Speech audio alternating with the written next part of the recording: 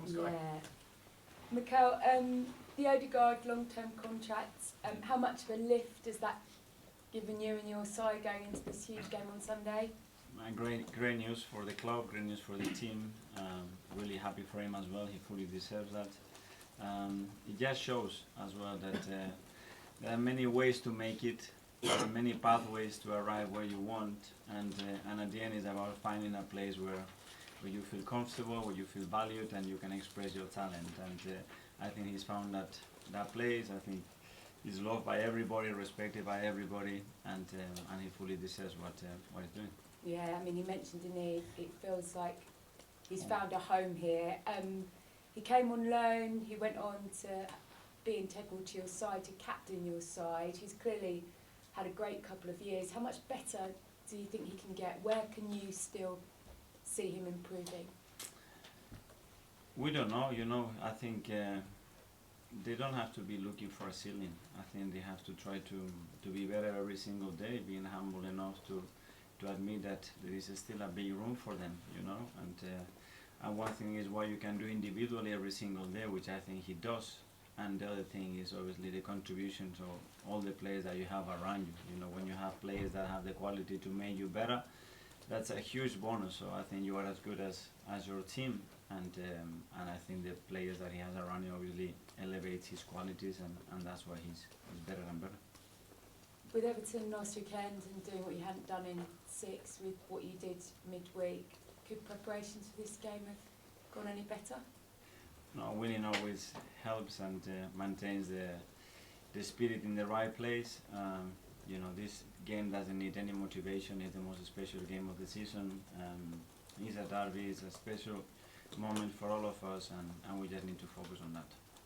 In terms of who you might have available, Thomas Partey still out. Yeah. I'm guessing. Any sort of prognosis on time with him, and how's Martinelli? With Gary, we are still assessing him, so let's see if he can make the game or not.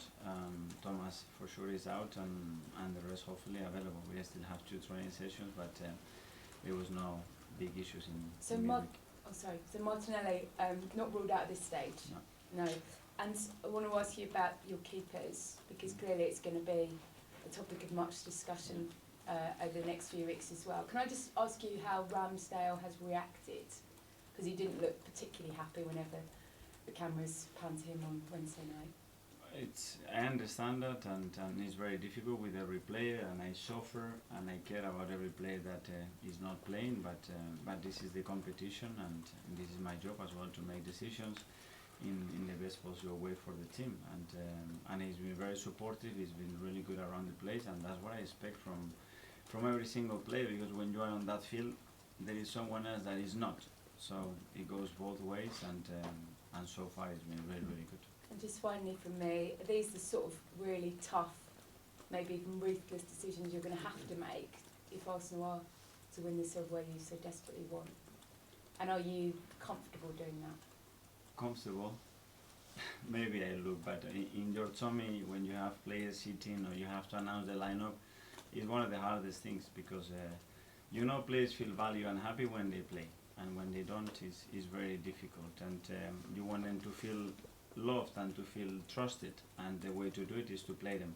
But everybody understands that it's a team sport, and there's always 11 players starting, but we have seen how important as well the finishes are, and how important everybody is going to be in the season. And if not, look back, the team that have played the first 6 or 7 start games of the season. Okay, I'll go Seb from the Premier League. Hi, Mikel. Hi. Can you put into perspective how much the fact this is Tottenham comes into the equation in the way you approach this game? Because you have quite a good record against them at the Emirates. So it's almost like you're used to dealing with them. You know what to do, but how much does it come into the equation?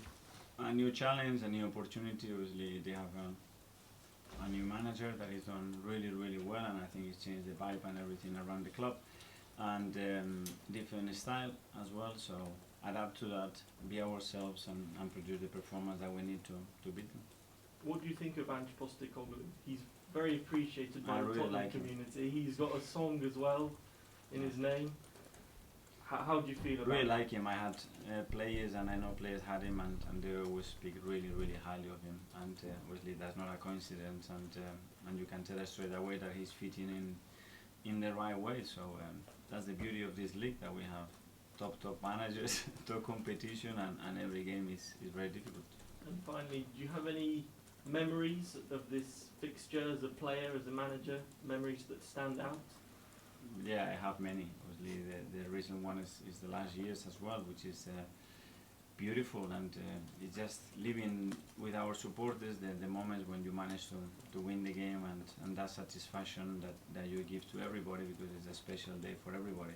So hopefully we can reproduce that again.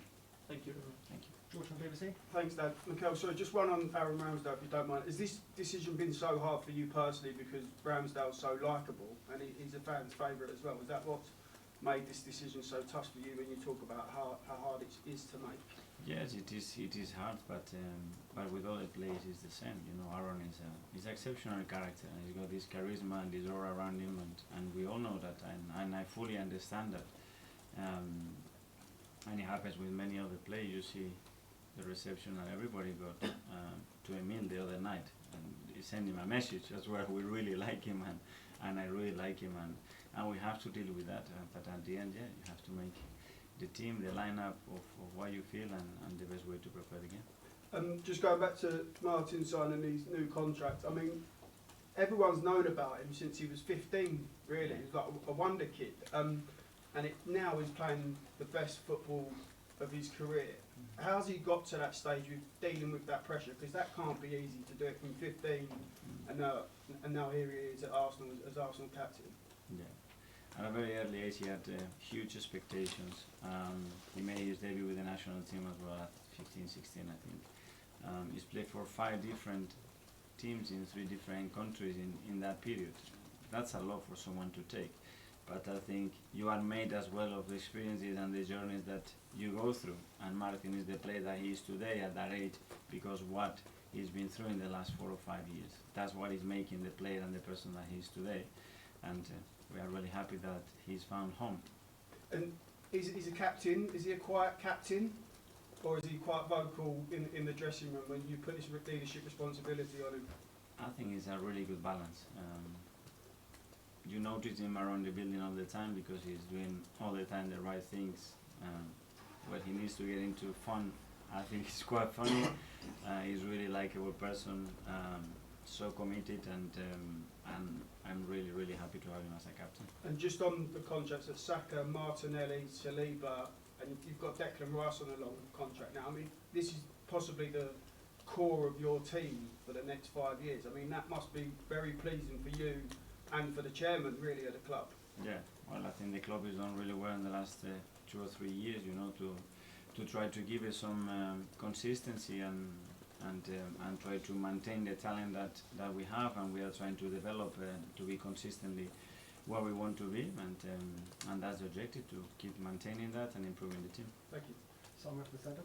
Hi Mikel, you speak a lot about connection here with the fans and everything. I know it's early days at Tottenham, but do you see a similar thing with Postecoglou and what he's creating there, and that bond he seems to have already forged with the supporters? Well, I don't know, it's just a feeling, you know, when I see the team or him talking, but I don't have that much information to compare that. This is the first time, obviously we haven't got Harry Kane in a North London derby with a formidable record. How much of a boost is that for you to go against a Tottenham team without him? They have many other qualities and many other players that they can create and make the difference in the game. So yeah, probably for them is obviously a big change, but I think they have adapted really well to it.